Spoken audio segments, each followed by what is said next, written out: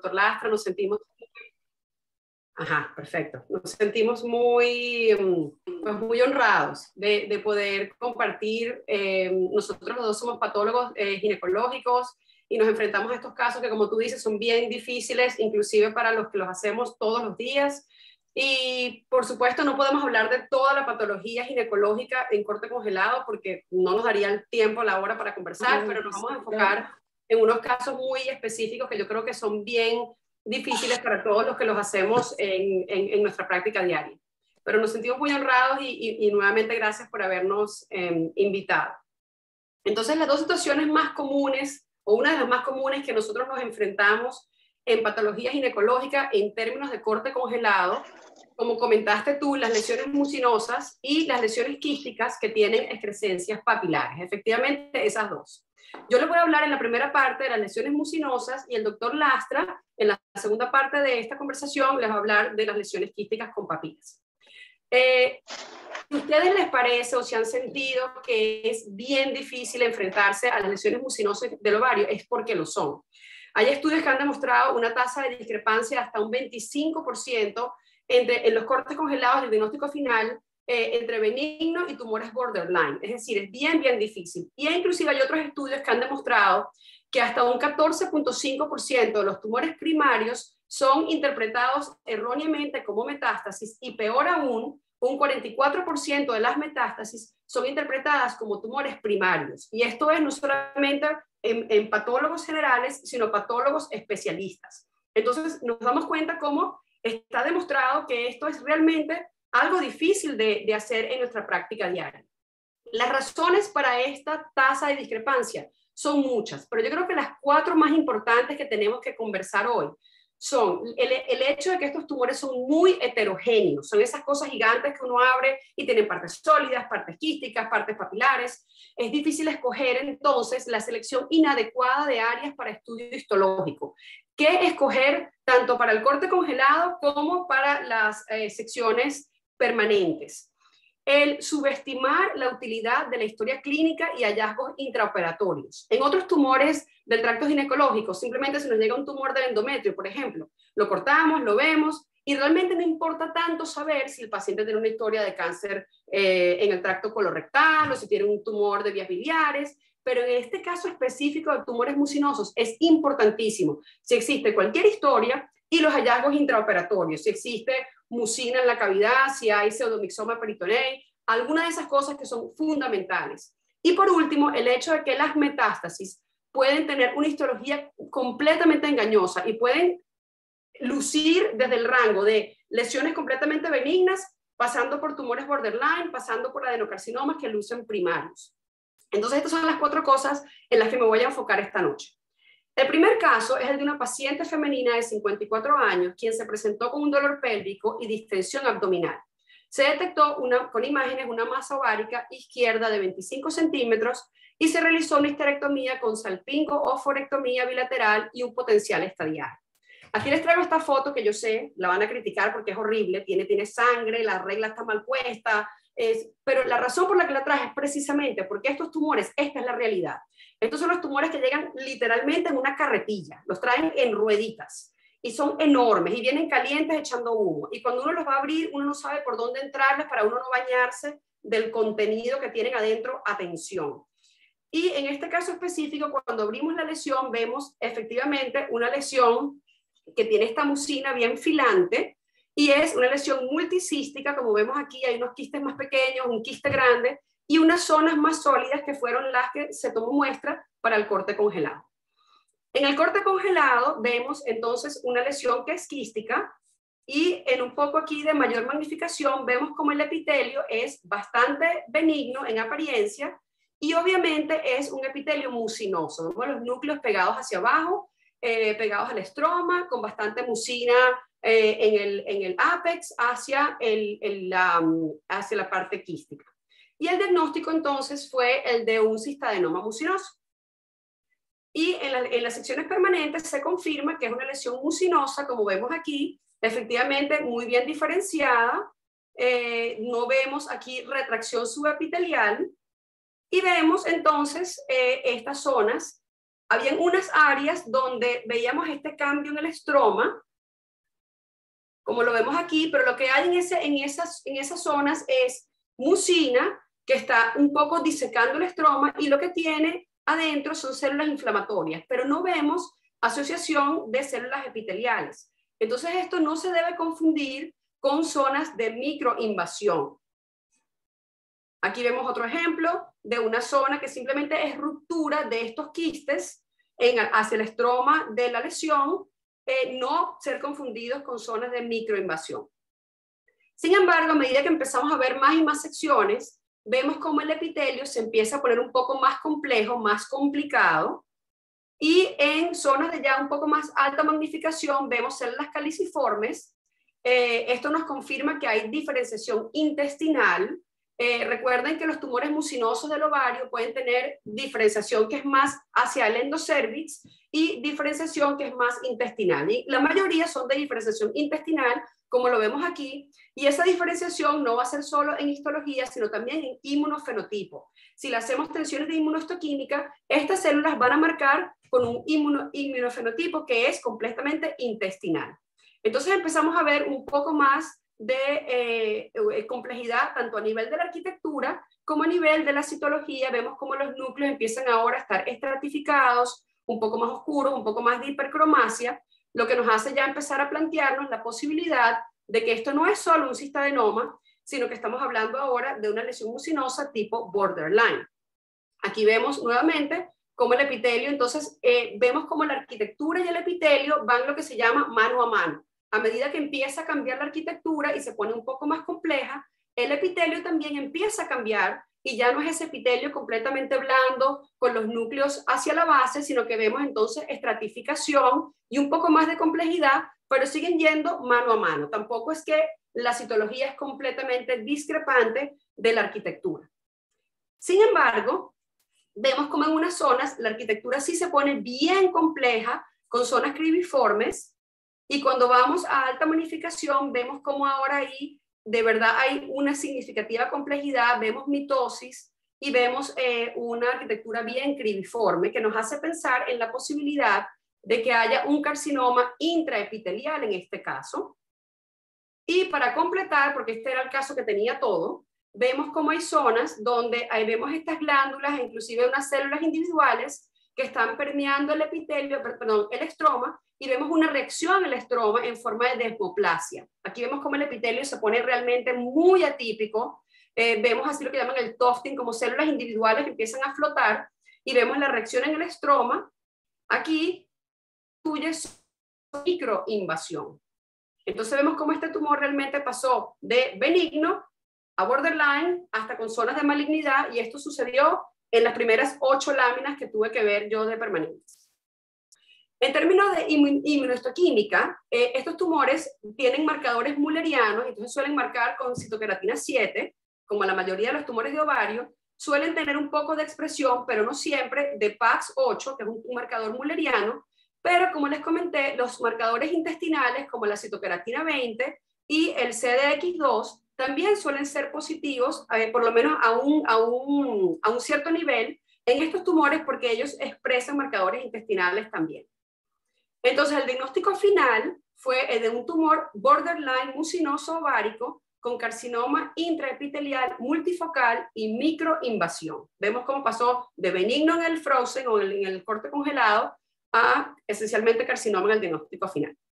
¿Qué constituye un tumor borderline mucinoso? Como vimos, como en este caso, es cuando veamos arquitectura compleja que va unido a atipia citológica y ocupa más del 10% del tumor. Está constituido por estratificación, papilas filiformes, ramificadas, como las que vimos. Puede no haber actividad mitótica, pero suele haberla, y suele no haber un patrón verdaderamente cribiforme, simplemente en el borderline. Hasta un 25% de los casos mucinosos borderline tienen carcinoma intraepitelial, como el que vimos, y en estos casos vemos como la atipia es mucho más severa y suele ir acompañada de una arquitectura aún más compleja, con mayor estratificación y con patrón cribiforme. Y en menos de un 10% de los casos vemos entonces áreas de microinvasión, como las que vimos, que están definidas como invasión del estroma en menos de 5 milímetros, y aunque haya muchas áreas de microinvasión, número uno, estas zonas no se deben sumar para decir que es invasión. Y número dos, debemos estar pendientes de no interpretar las zonas de ruptura de quistes, como la que mostré al principio, como zonas de microinvasión.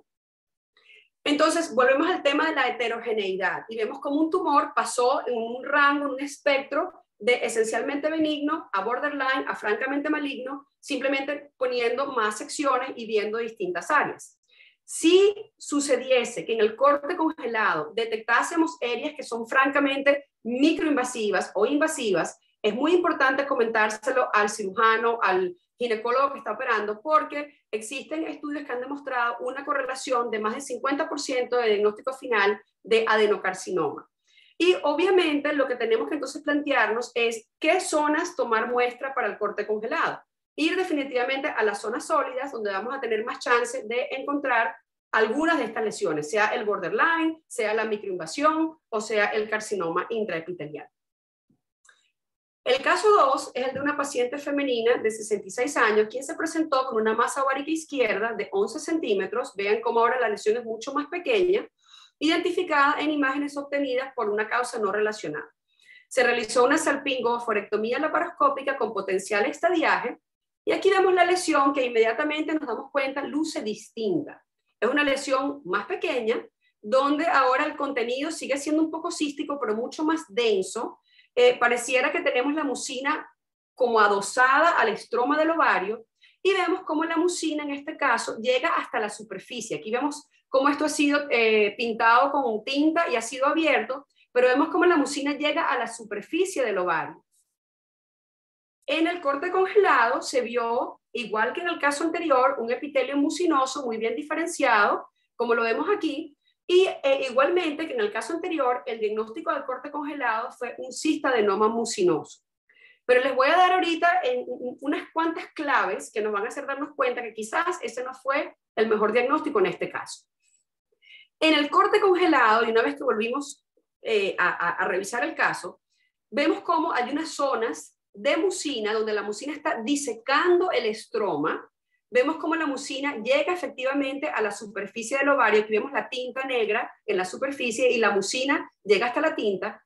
Y vemos estas zonas que en alta magnificación son como unas papilas flotantes de epitelio glandular con bastante atipia citológica. Eso estaba en la laminilla, en la lámina del corte congelado, y no fue apreciado al momento del diagnóstico del corte congelado. En las láminas permanentes confirmamos la presencia de un epitelio intestinal, pero vemos nuevamente las zonas de mucina que diseca y vemos más áreas de este epitelio glandular que está flotando.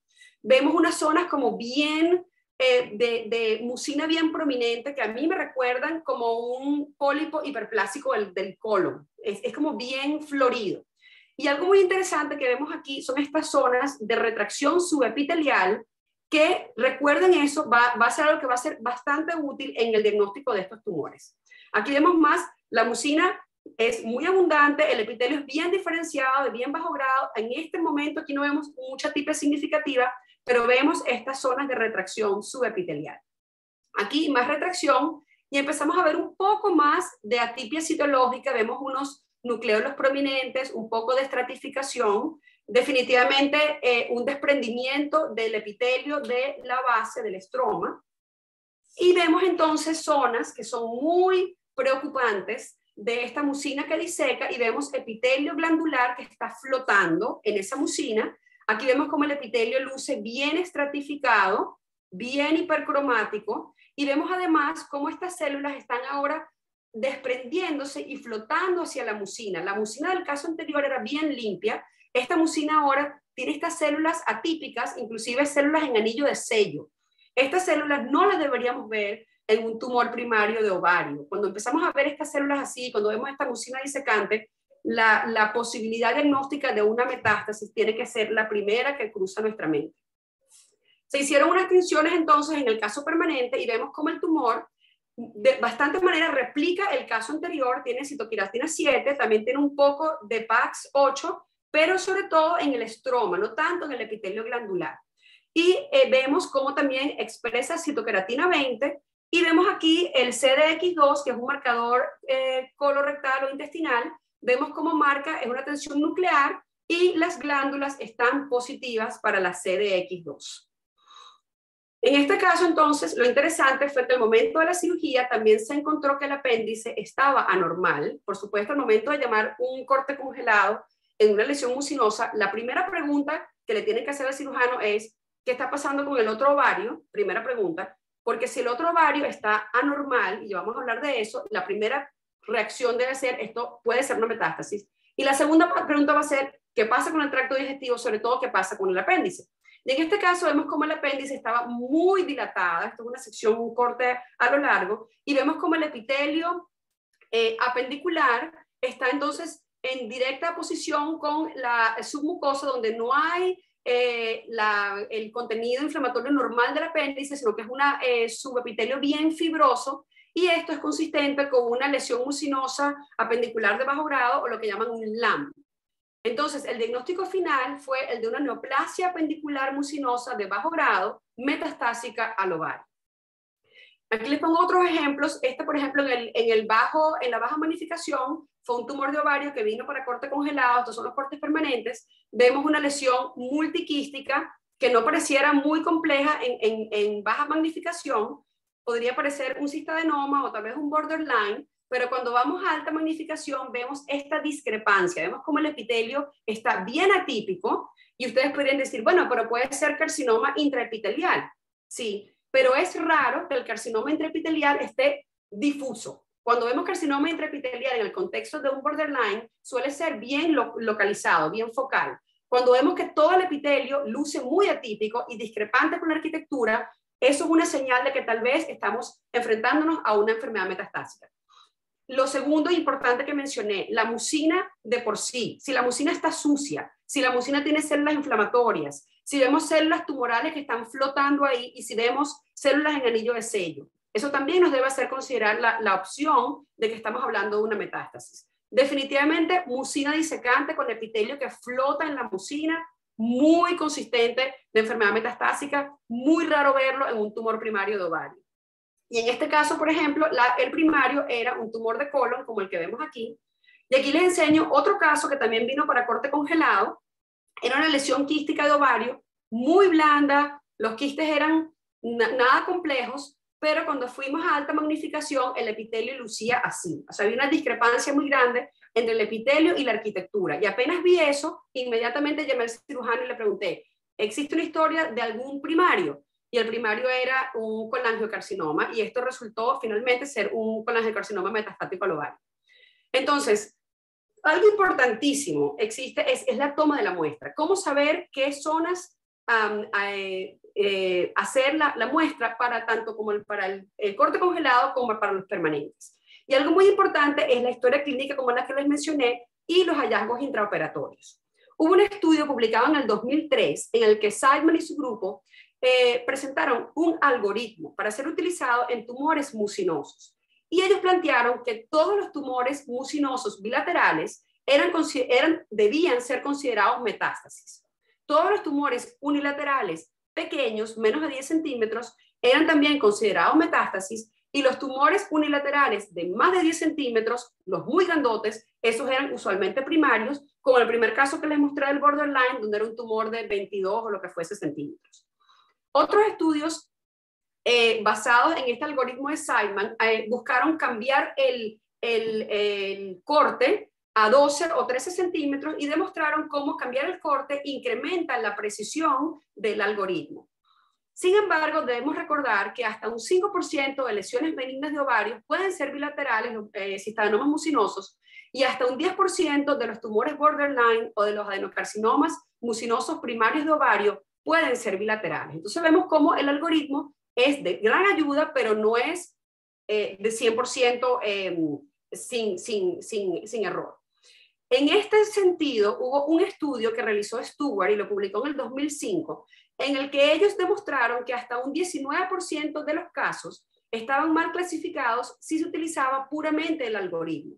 Sin embargo, de este 19% de los casos, en el 86% había o una historia previa de malignidad o había hallazgos intraoperatorios que permitirían que el caso fuese clasificado de la manera, perdón, de la manera correcta.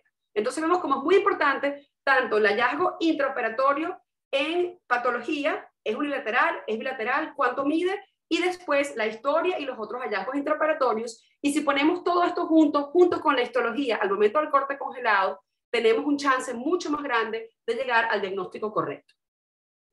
Y como les comentaba, la histología engañosa de metástasis, como en este caso que les mostré de la metástasis de un colangiocarcinoma, pueden lucir como cistadenomas, pueden lucir como borderlines y son metástasis.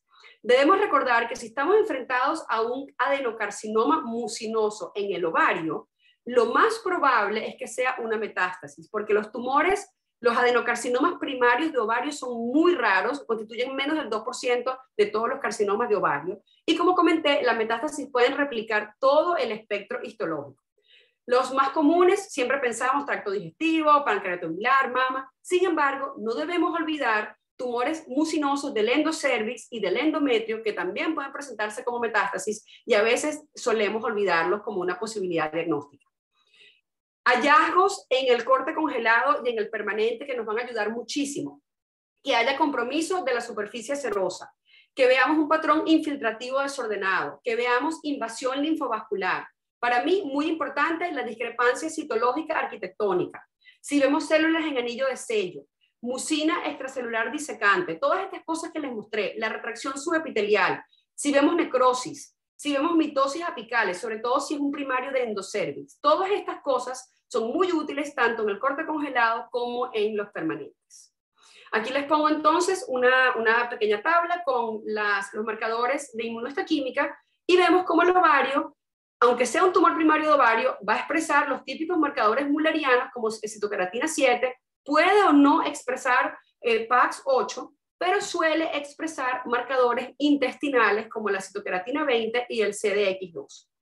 Hay una tensión un poco más nueva que se llama el SATB2, que se ha demostrado que es más específica para tracto colorectal, específicamente no para tracto digestivo superior, y esta es una tensión que yo utilizo en mi práctica, que la hallo muy útil en este diagnóstico diferencial.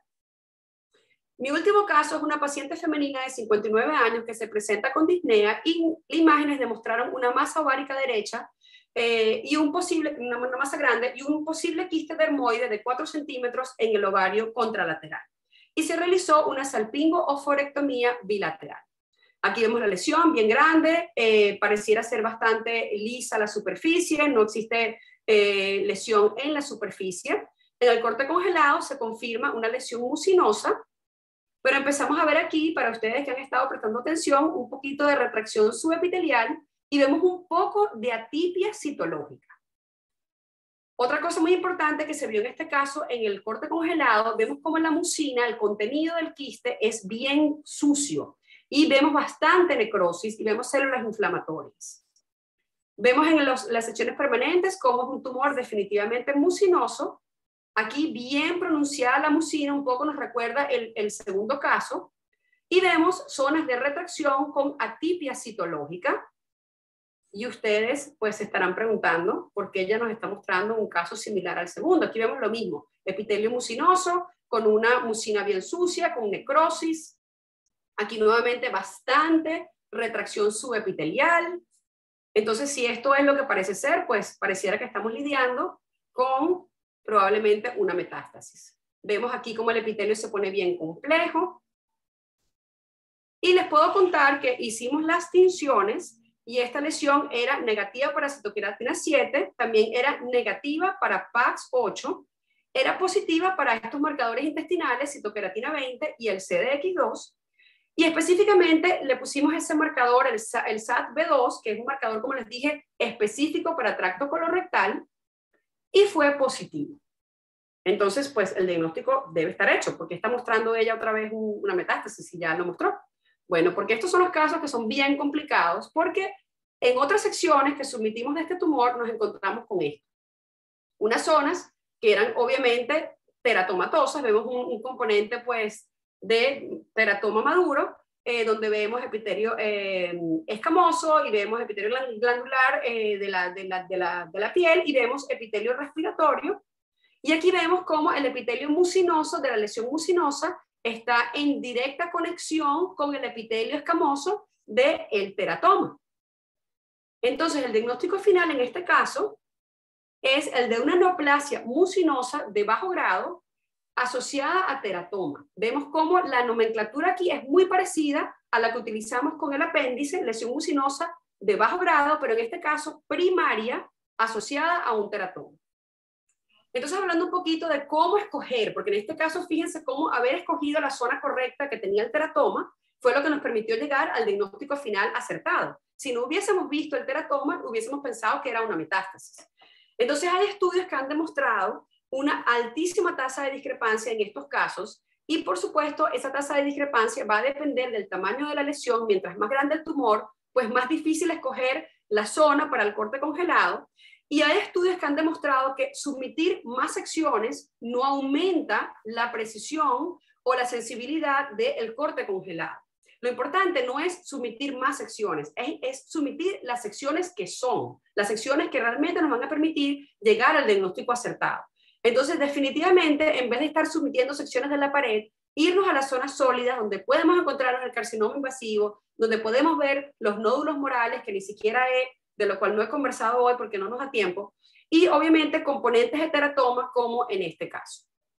Debemos recordar que los teratomas pueden tener neoplasias somáticas asociadas y tienen una tasa de malignidad de hasta un 2%. La mayoría de estas malignidades van a ser carcinomas escamosos, pero pueden ser sarcomas, pueden ser adenocarcinomas, carcinomas de tiroides. En mi práctica yo veo mucho carcinoma papilar de tiroides y pueden ser melanomas.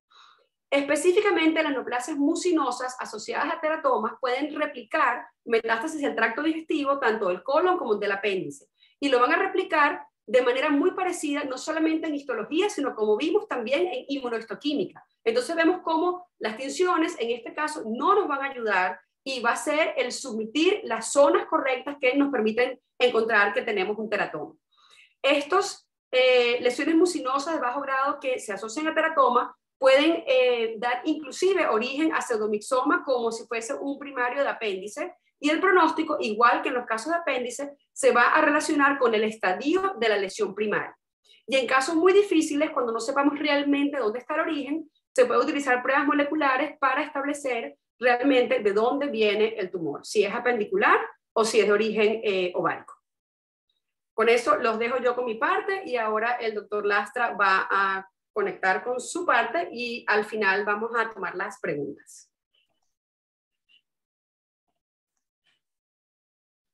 Muchísimas gracias, doctora Barrueta, por esta excelente presentación.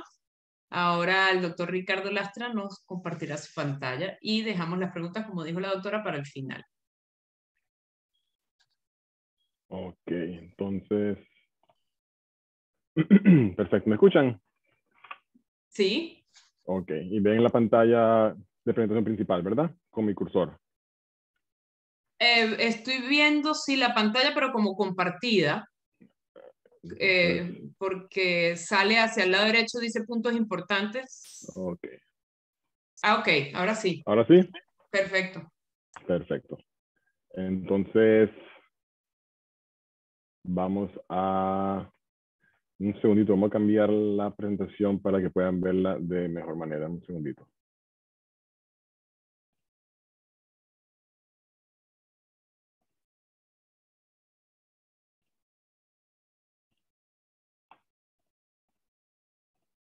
Ok. Ahora sí ven la principal, ¿verdad? Sí, perfecto. Perfecto. Ok, ahora sí.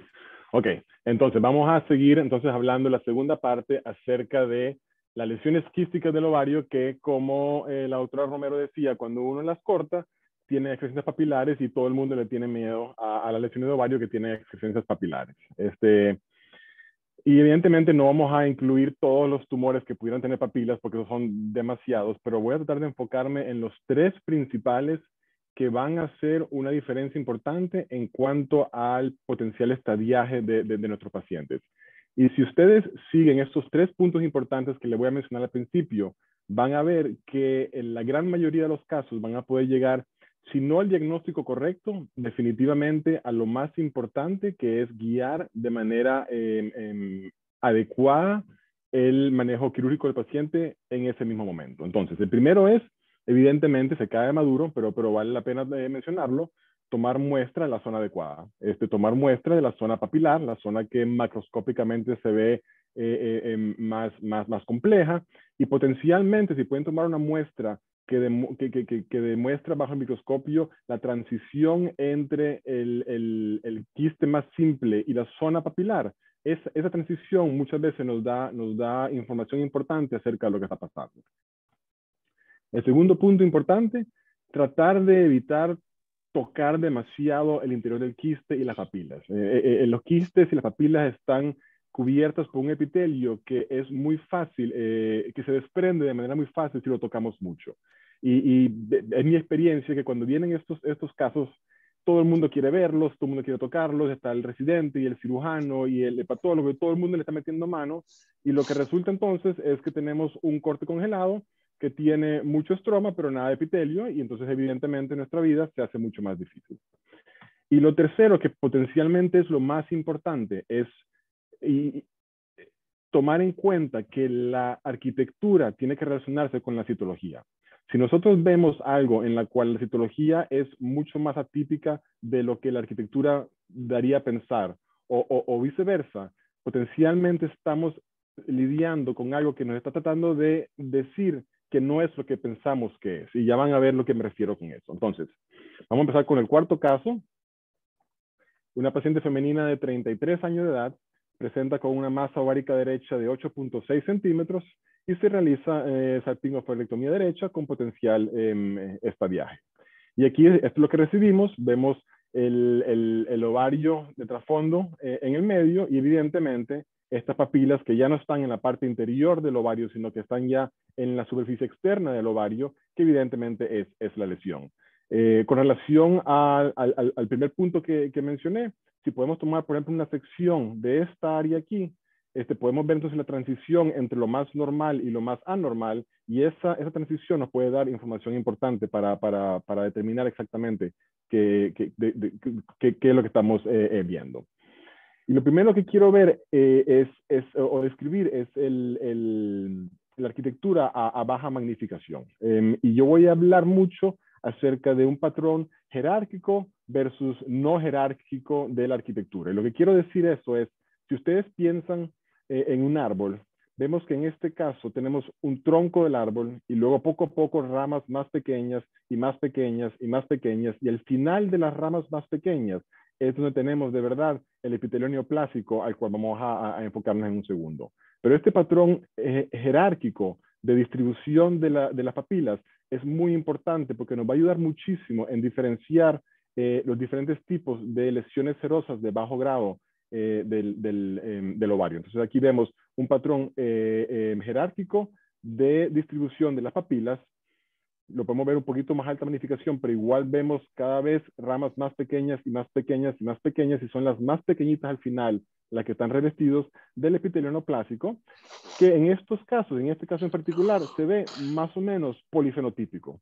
Vemos algunas zonas que son más hipercromáticas, con células que tienen un índice nucleocitoplasmático bastante alto, con muy poco citoplasma, y justamente al lado de ellas vemos estas células mucho más grandes, con un citoplasma mucho más eosinofílico, casi como en tachuela, y se sueltan hacia la luz del lumen de los espacios. Y lo vemos aquí a más alta magnificación, otra vez las células más pequeñas, más hipercromáticas, con menos citoplasma, y aquí estas células mucho más grandes, con abundante citoplasma eosinofílico. O sea que tenemos varios tipos de células revistiendo estas lesiones en papilares, muchas de ellas que se sueltan y están como células individuales en el espacio, en el lumen de estos espacios glandulares.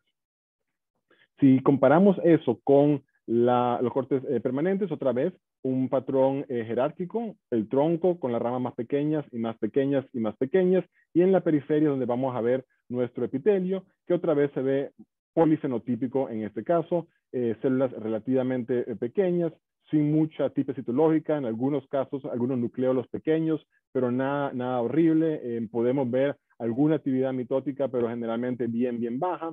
Y otra vez vemos las células más grandes con citoplasma eosinofílico, las células más pequeñas con hipercromasia. En algunos casos inclusive podemos ver, no sé si se aprecia bien aquí, pero algunas células inclusive ciliadas. O sea que no son monótonas, sino que tenemos diferentes tipos de células revistiendo estas papilas. Hacemos tinciones. Estas células son positivas para WT1, que en el contexto de una neoplasia epitelial ovárica nos dice que son de fenotipo seroso. Presentan tinción parcial de tanto P53 y de P16. Uno esperaría que estas dos fueran fuertes y difusas en casos de carcinoma de alto grado. Y presenta retención de receptores de estrógeno y también de progesterona. Entonces, como ustedes se imaginan y como estoy seguro ya hicieron el diagnóstico, esto es un tumor de ovario borderline seroso. Son evidentemente neoplasias ováricas epiteliales de fenotipo seroso que ocurren generalmente en pacientes jóvenes, relativamente indolentes. Si hay recurrencias son tardías, con sobrevidas muy prolongadas, y la histología se caracteriza porque tiene, como dije, un patrón jerárquico en la distribución de las papilas, con proliferación y estratificación epitelial que es polifenotípica, con atipia citológica que va a estar presente, pero generalmente es leve, y por definición, ausencia de destrucción del estroma por medio de invasión. Porque si tenemos evidentemente invasión destructora del estroma, estamos lidiando ya con un carcinoma seroso de bajo grado. Si bien hay muchos papeles que dicen que el diagnóstico de tumores borderline seroso del ovario es difícil de hacer en cortes congelados, a mí me parece que de verdad, si utilizamos todas las herramientas que tenemos, se puede hacer este diagnóstico. Y este nada más para mostrarles un papel que fue publicado hace 2 o 3 añitos, donde demuestran la correlación entre tumores que fueron llamados borderline en cortes congelados y cómo fueron llamados eventualmente en cortes permanentes. Y si vemos de los 137 casos que resultaron ser borderline en permanentes, 127 fueron diagnosticados de manera correcta como borderline en los cortes congelados, o sea, 90-95% de precisión en ese sentido. Los casos que en cortes congelados fueron diagnosticados borderline y resultaron ser benignos o malignos en cortes permanentes, se debe a que no hicieron lo que dije al principio, la correlación de la arquitectura con la citología. Entonces, estos casos aquí que resultaron ser malignos, carcinomas serosos de alto grado generalmente, las personas viéndolos en los cortes congelados nada más tomaron la arquitectura como un cambio clásico de los tumores borderline y no fueron a alta magnificación para demostrar que no había la tipa citológica que tenía que haber si fuera maligno. Si hubieran ido a alta magnificación, hubiesen visto que la tipa citológica era mucho más de lo permitido para un seroso borderline y lo hubieran llamado entonces maligno. Y por el contrario, los tumores que fueron borderline en cortes permanentes, pero que fueron llamados benignos en cortes congelados, simplemente se enfocaron en las zonas que no tenían excrescencias papilares, no tomaron la muestra en la zona indicada y entonces evidentemente no había manera de evaluarla si no toman la muestra de esa zona. Entonces, en general, ¿qué nos puede ayudar? Tumores de ovario borderline serosos son generalmente bilaterales, con el patrón jerárquico de distribución arquitectónica, fenotipo celular variable, con células hiperosinofílicas que se desprenden al lumen, actividad mitótica y atipia citológica de verdad mínima, nucleolos generalmente pequeños o ausentes, un estroma fibrótico y necrosis generalmente está ausente. En estos casos, ocasionalmente si tenemos una torsión puede haber un poco de necrosis, pero por la mayoría de los casos no van a tener necrosis. En el diagnóstico diferencial, evidentemente, un tumor ovárico borderline mucinoso, evidentemente, como la doctora Barrueta ya demostró, eso tiene mucina, pudiésemos hacer esa diferencia de manera relativamente fácil. Carcinoma de células claras y carcinoma seroso de bajo grado, y vamos a hablar de estos dos a continuación, entonces no voy a hablar mucho de estos ahorita, pero sí quiero mencionar brevemente los cistoadenofibromas serosos que tienen proliferación epitelial focal. Esencialmente estos son lesiones benignas en la cual la proliferación epitelial abarca menos del 10% del epitelio. Si vemos esto, tenemos que estar claros que estos tumores, si tienen una proliferación epitelial que es muy focal, no van a comportarse como como una neoplasia de bajo grado, sino que van a comportarse esencialmente como un tumor benigno, y tenemos que evitar interpretar estos como borderline seroso, porque va a resultar evidentemente en el estadiaje innecesario de pacientes jóvenes. Si tenemos un caso así, yo generalmente digo lesión cistadenofibromatosas serosa con proliferación focal, y difiero a los cortes permanentes para excluir un seroso, pero siempre prefiero que los cirujanos vuelvan otro día a hacerle este viaje que quitar de más, y evidentemente una vez que quitamos de más no podemos poner cosas de vuelta. Entonces tenemos aquí un caso en el cual tenemos unas papilas que se ven de verdad sin mucha proliferación epitelial, pero en otras zonas, en el mismo caso, vemos que sí tenemos un poquito de estratificación y a lo mejor un grado leve de tipe citológica, pero en general en los cortes permanentes vimos que eso era, ¿verdad?, bien focal, abarcaba muchísimo menos del 10% del epitelio general de esta lesión. Como vemos aquí, un poquito de proliferación en esta zona aquí, pero la gran mayoría del epitelio era completamente benigno. Entonces esto simplemente es un cistadenofibromas que tiene un poco de proliferación, pero tenemos que evitar llamar esto un borderline por zonas muy focales de proliferación epitelial. Entonces, el siguiente caso, una paciente de 42 años que presenta con una masa ovárica izquierda de 5.3 centímetros, el mismo procedimiento.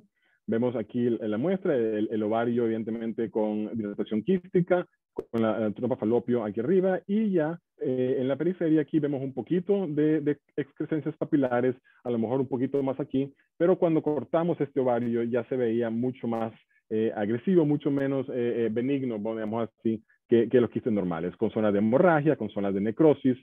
Tomamos una muestra de las zonas más papilares que pudimos ver, y vemos que a diferencia del caso anterior, en este caso la arquitectura a baja magnificación es una arquitectura no jerárquica, y por eso, y con esto quiero decir, tenemos el tronco del árbol e inmediatamente desde ahí tenemos la proliferación epitelial, y no tenemos esas ramas que poco a poco se van haciendo más pequeñas, sino que el epitelio sale de una vez del tronco más grueso que vemos. Y cuando vemos eso, tenemos que estar pensando ya en una lesión serosa, potencialmente un carcinoma seroso de bajo grado.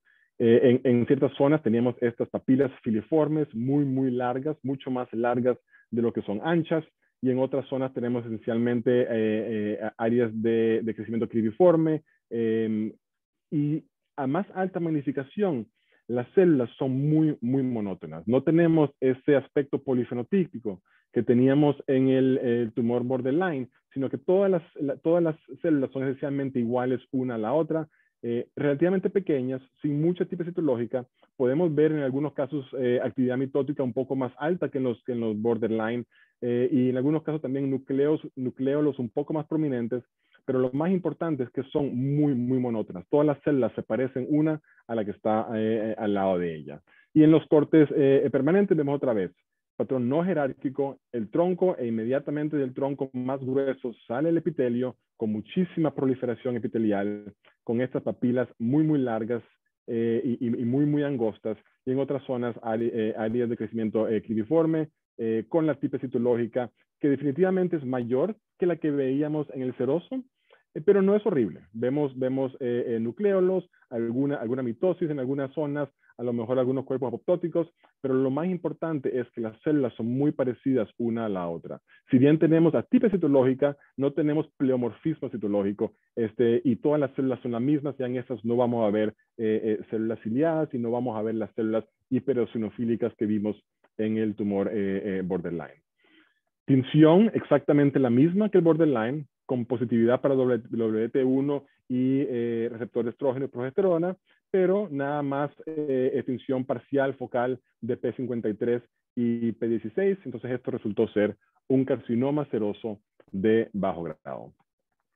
Si pensamos en las lesiones serosas epiteliales de bajo grado, tenemos evidentemente en el lado más benigno los tumores ováricos borderline seroso y del lado más maligno, y recordemos, de bajo grado en general, los carcinomas serosos de bajo grado. Tenemos entre esas dos tumores borderline serosos que en ciertas zonas pueden tener arquitecturas micropapilares. Y con arquitectura micropapilar me refiero a papilas que son al menos 5 veces más largas de las que son anchas. Esas papilas largas, filiformes, muy características de estos tumores. Estudios se han hecho mirando la composición génica de carcinoma seroso de bajo grado, tumores borderline y estos tumores borderline con arquitectura micropapilar. Y se ha demostrado que los borderline serosos micropapilares son genéticamente muy parecidos a los carcinomas serosos de bajo grado y muy diferentes a los borderline. Y eso evidentemente también es real o también es verdad con relación al pronóstico de estos pacientes. Los tumores borderline micropapilares tienen un pronóstico mucho más parecido a los carcinomas serosos de bajo grado, son relativamente agresivos en comparación a los borderline que de verdad no lo son. Entonces tenemos esta tercera categoría en el medio de tumor ovárico borderline seroso micropapilar que para efectos prácticos de la intervención quirúrgica que se está haciendo en ese momento deberían ser tratados y el estadiaje se debería hacer como que si fuera un carcinoma seroso de bajo grado, porque así es como van a evolucionar y así es el pronóstico de estas lesiones. Entonces, otra vez, comúnmente bilaterales, en patrón no jerárquico o puede ser quiriforme y el fenotipo celular es muy monótono, puede tener bordes luminales lisos o en células de tachuela. Actividad mitótica va a ser más alta que en los borderline, pero mucho más baja que en los tumores de alto grado. La tipa citológica puede ser moderada y podemos ver algunos nucleolos. El estroma puede ser fibrótico y en estos casos sí puede haber invasión porque evidentemente esto es un carcinoma. Y la necrosis puede o no estar presente. En los cortes congelados, si tenemos arquitectura no jerárquica, tenemos que pensar ya de una vez potencialmente un carcinoma de bajo grado. Tenemos proyecciones micropapilares y tenemos un patrón cribiforme. Y si esto es focal, deberíamos llamarlo un seroso con cambios micropapilares focales. Si esos mismos cambios son difusos, entonces llamamos un seroso micropapilar. Y si evidentemente tenemos destrucción del estroma por medio de invasión, lo llamamos entonces un carcinoma seroso de bajo grado. Pero esta es la diferencia más importante. Focal, definido como menos de 10% de la arquitectura o cada foco menos de 5 milímetros, se trata todavía como que si fuera un borderline. Y si es difuso, más de 10% o más de 5 milímetros en cualquier foco, es entonces un seroso micropapilar que tiene que ser tratado como un carcinoma seroso de bajo grado. En el diagnóstico diferencial, evidentemente, como dije, un tumor ovárico borderline seroso que puede tener cambios micropapilares focales, si son menos del 10%, no tomemos esos cambios muy focales como algo muy significativo. Y evidentemente los carcinomas serosos de alto grado, si nos enfocamos entonces en la alta magnificación, estos evidentemente van a tener una arquitectura citológica muchísimo más marcada, con una actividad mitótica muchísimo más alta, con figuras mitóticas anormales y evidentemente eso nos va a ayudar entonces en el diagnóstico de esos casos.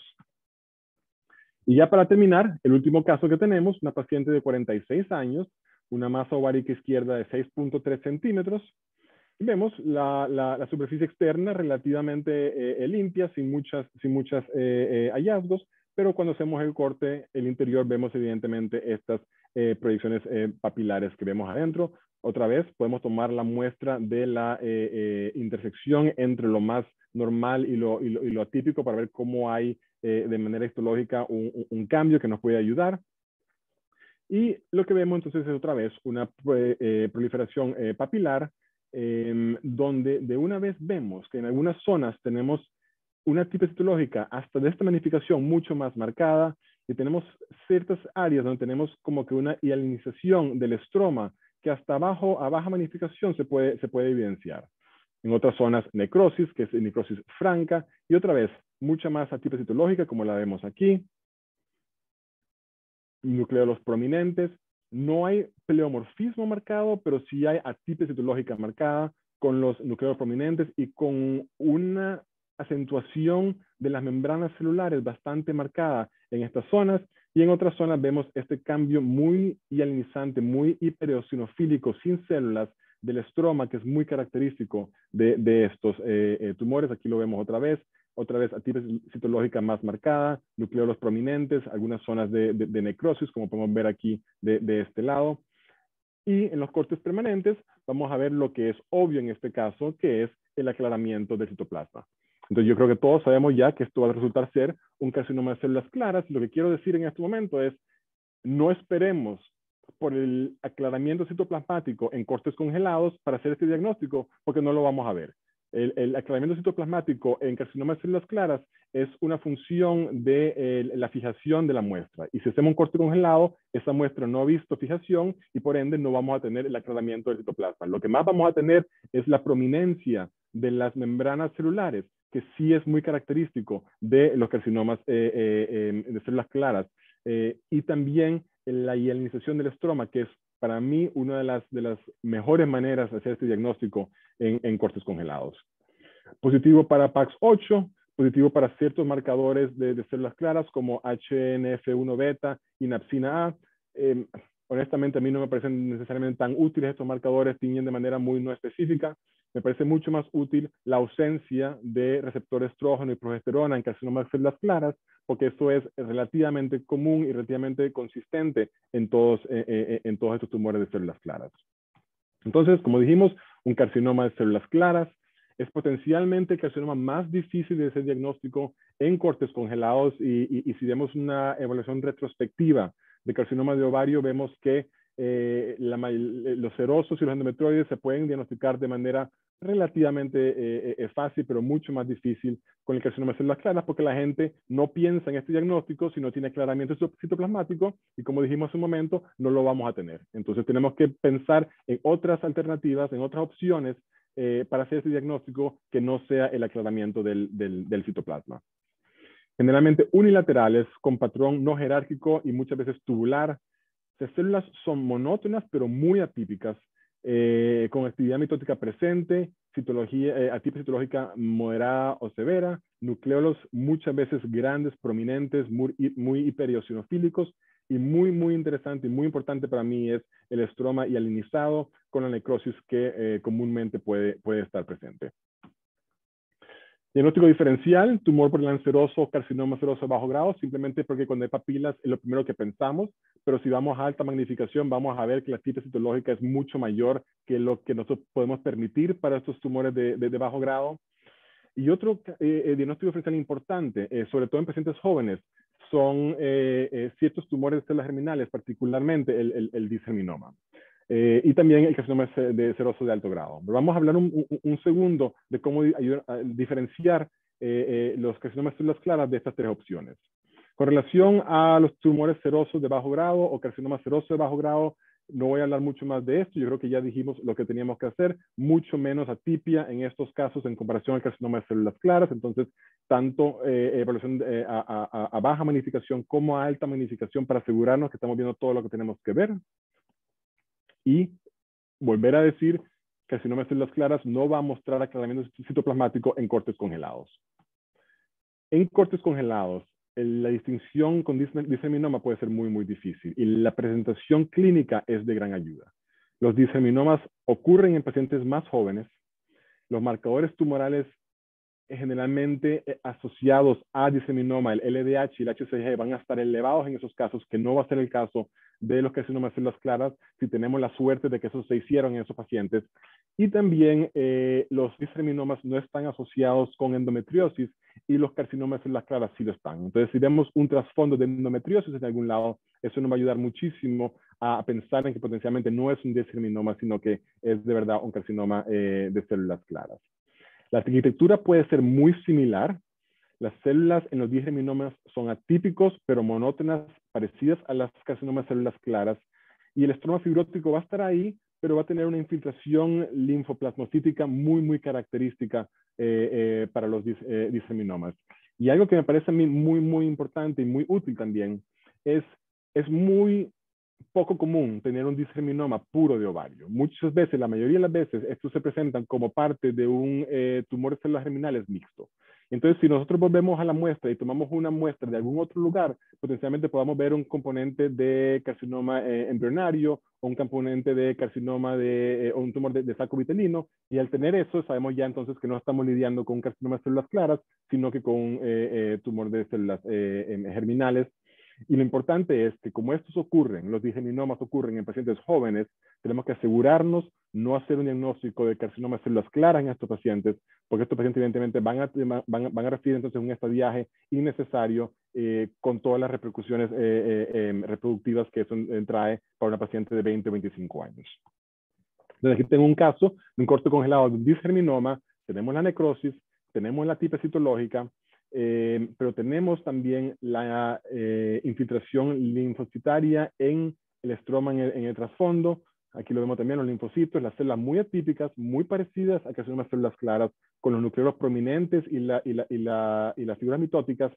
Y estos son los permanentes de este mismo caso, otra vez con los linfocitos en el trasfondo, pero en este mismo caso teníamos justo al lado del disgerminoma un tumor de saco vitelino, y si hubiésemos tomado una muestra de esta zona, evidentemente nuestro problema de potencialmente llamar esto un carcinoma de células claras hubiese sido resuelto, porque ya sabemos entonces que tenemos un componente diferente característico de células germinales.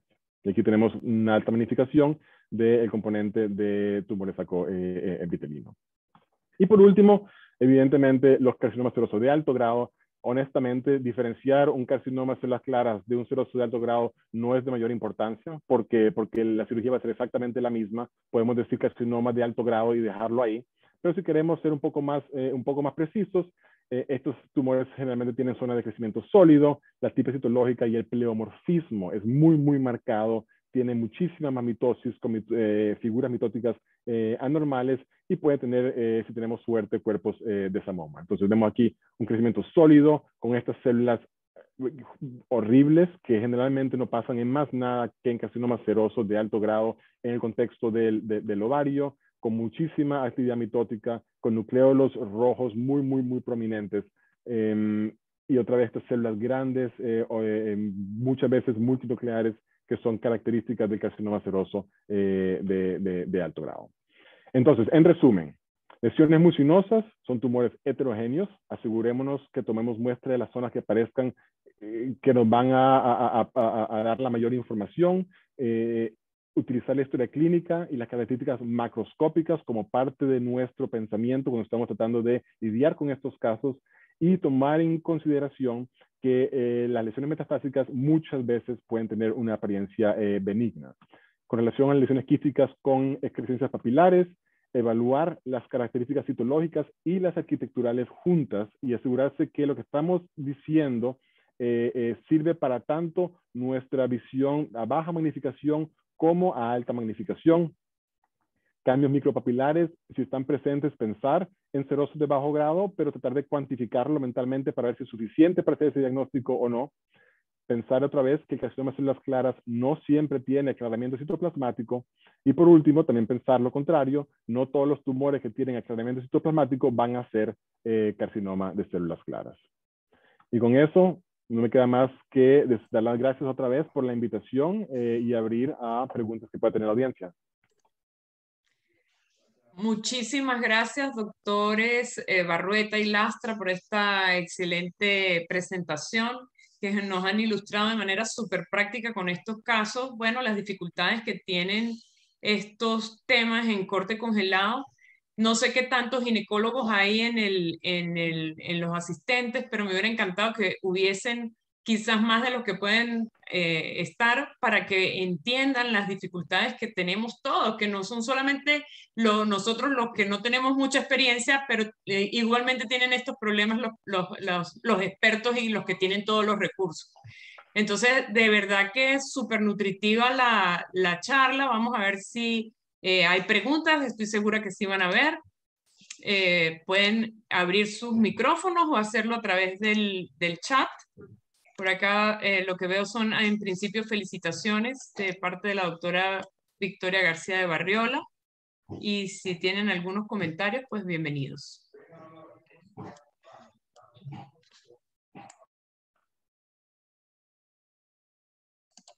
A ver, el público está tímido hoy.